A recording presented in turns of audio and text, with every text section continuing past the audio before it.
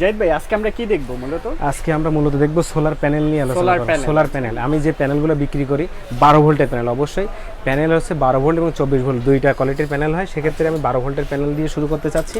আজকে যে প্যানেলটা দেখাবো সেটা দেখেন, ওটা রিস ব্র্যান্ডের প্যানেল।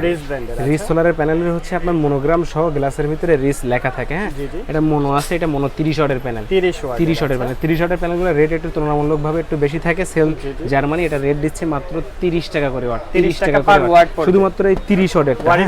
ওয়ারেন্টি 20 বছরের ওয়ারেন্টি। 20 বছরের। এবং যদি এই 30 ওয়াটের পরে 40 থেকে 250 পর্যন্ত ওয়াট দিচ্ছে মাত্র 24 টাকা ওয়াট। মাত্র 24 টাকা ওয়াট। 30 এর পরে থেকে 40 থেকে 250 পর্যন্ত। হ্যাঁ, আচ্ছা ঠিক আছে। এই যে রিস ব্র্যান্ডের। এবং আরেকটা কথা বলি যে এই প্যানেলগুলো আমি যেগুলো দেখাচ্ছি, এই প্যানেলগুলো মূলত হচ্ছে আপনার আউটপুটে কোনো সমস্যা হইলে বা মূলত মেজার সমস্যা হইলে পরে এই কোম্পানিগুলো অবশ্যই চেঞ্জ করে দেয়। এরপরে যে প্যানেলটা দেখাচ্ছে এটা হচ্ছে দেখেন জেনেটিক ব্র্যান্ডের একটা প্যানেল। জেনেটিক এটা তো নাম করা অনেক। অবশ্যই নাম করা। এবং এটা দেখেন